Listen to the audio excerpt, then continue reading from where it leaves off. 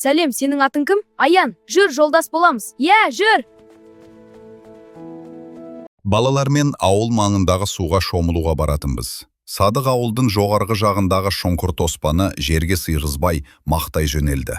Аян бізге қосылып солай қарай жүрді. Ауылға жаңа бір баланың келуі біз үшін нағыз мереке болатын. Күзде оқу басталып, 7 менен 10 жастың аралығындағы өңшең, бірөңкей балалар 1-ші классқа бардық. Аян екеуміз бір партаға отырғанбыз. Бірінші күннен ақ ол зеректігімен көзге түсті. Мұғалімнің тақтаға жазған әріптерін айна қатесіз қағазға түсіріп, тез жаттап алып жүрді.